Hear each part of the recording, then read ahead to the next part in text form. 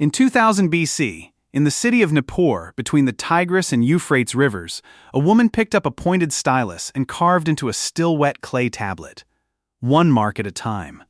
Slowly, because the clay dried quickly under the Mesopotamian sun, and if she made a mistake, there was no way to erase it. She described the smell of a man named Shusin's skin while he slept. She described the way he held her hand. She described what it felt like when he was not there. In 1974, Sumerologist Samuel Noah Kramer at the University of Pennsylvania published the complete translation of that clay tablet after spending 22 years piecing together its fragments. He called it the oldest complete romantic love poem on Earth. Then he added something no one could argue with. It was no different from a love poem written today. Not in its structure, in the emotions inside it. Love was not invented in the modern age. It simply did not leave behind many traces, because no one imagined that someone would one day dig it up and read it. In 2005, neuroscientist Helen Fisher at Rutgers University placed 37 people who were in love into an fMRI scanner. She wanted to see what love looked like inside the brain. The results were not what she expected. The region that lit up was not an emotional center, not the amygdala, not the area that processes ordinary sadness or happiness. It was the caudate nucleus and the ventral tegmental area, two regions deep within the primitive brain that specialize in producing dopamine. The very same regions activated when people use cocaine. The brain does not process love as an emotion. It processes love as a craving that needs to be satisfied. Fisher later scanned the brains of 25 people who had just been left by their partners. The dopamine regions still lit up.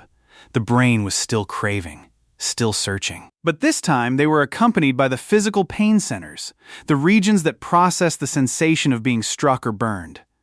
The brain cannot tell the difference between losing love and suffering a physical injury. It calls both of them pain in the biological sense. The brain of an ancient human and your brain today run on that very same system. Not a single line of code has changed for tens of thousands of years. Ancient people did not have dating apps, coffee shops, or carefully planned first dates with new clothes and rehearsed conversations. They met within a social circle of about 50 people, the entire social world of a typical hunter-gatherer group. Anthropologist Robin Dunbar at the University of Oxford calculated that the human brain evolved to maintain meaningful relationships with no more than 150 people, a number that appears again and again in traditional tribes around the world, from Africa to the Amazon to ancient village communities. In a group that small, you did not meet strangers. You knew everyone from childhood. You knew who was a skilled hunter, who tended to lie, and who would share their last portion of food when the camp was starving. Love did not grow from the mystery of a stranger. It grew from familiarity built over hundreds of days, from watching someone in moments when they were not trying to impress anyone. That is why the human brain evolved to pay such close attention to the small details of the person it cares about. The way they laugh when they are caught by surprise. The way they become quiet when they are sad. The first face they look for when something happens. In 1974, at Ain Ghazal in Jordan, archaeologists discovered dozens of small plaster statues dating to around 7,500 BC, the oldest statues of their kind ever found. Most were standing figures, ritual figures, or representations of deities. But among them was one that was different. A person sitting with their knees pulled close, head lowered, shoulders drawn inward. That posture was not ritual. It was not burial. No religious explanation fit it. Researchers called it a posture of grief, a body folded in exactly the way someone sits when they no longer want to stand, when the weight inside is heavier than the pull of gravity. The sculptor who created that figure had seen that posture in someone before, had lived with that image long enough to recreate it with their own hands. A broken heart is not something invented by the modern world. It is not a product of unrealistic expectations, social media, or social pressure. It existed before writing was invented to describe it, before language itself had words to give that pain a name. In 2007, near the town of Valdaro in northern Italy, archaeologists excavated a grave dating to around 6000 BC. Inside were two skeletons lying face to face, their foreheads touching, their hands resting on each other's bodies. Analysis of the bones showed that both were about 20 years old when they died. The people who buried them had deliberately arranged them in that position before covering them with earth, an act that required both time and intention in a society where death was a constant presence. That same year, at Çatalhöyük in present-day Turkey, dating to around 9000 BC, archaeologist Ian Hodder discovered a burial pattern repeated across many generations. Pairs of people were buried together, often with a small personal belonging of one placed in the hand of the other. Not jewelry, not weapons, not anything of trade value, just something that belonged to that person, a smooth stone, a carved piece of bone. Something the other person's hand had once held.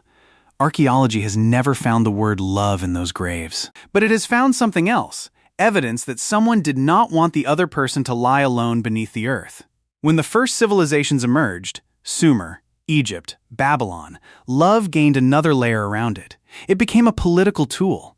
Marriages were arranged to unite families, strengthen landholdings, preserve bloodlines, and secure inheritance. The Code of Hammurabi of Babylon, written around 1754 BC, is one of the most complete written law codes that survives from the ancient world. It devoted more laws to marriage than to any other subject, covering property, inheritance, and who had the right to divorce and under what conditions.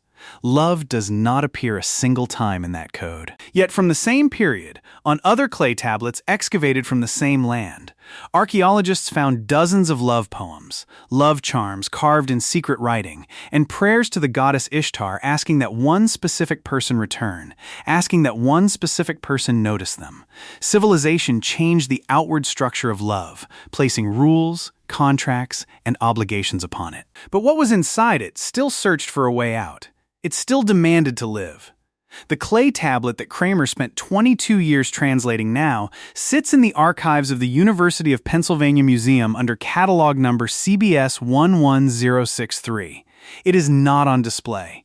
There is no explanatory sign. There is no name for the woman who wrote it because no one knows who she was. Every year, thousands of people walk through that museum only a few dozen meters away from the tablet, never realizing that it holds the words of a woman who picked up a pointed stylus and carved what she felt on an afternoon in Nippur 4,000 years ago, not so that anyone would read it, not to preserve it, but simply because there was something inside her that needed to be placed outside, and she had no other way to do it. Your brain today runs on that same program. The same dopamine craving that Fisher measured inside the scanner. The same attention to every small detail of the person you care about, the way they laugh, the way they become quiet, the first face they look for when something happens. The same physical pain when you lose them. And the same urge to write it down, to say it out loud, to let that person know. None of it is new. None of it belongs only to your era. The only thing that has changed is the language you use to give it a name. No one knows the woman's name. The man she loved was named Shu Sin. What is the name of the person you are thinking about right now?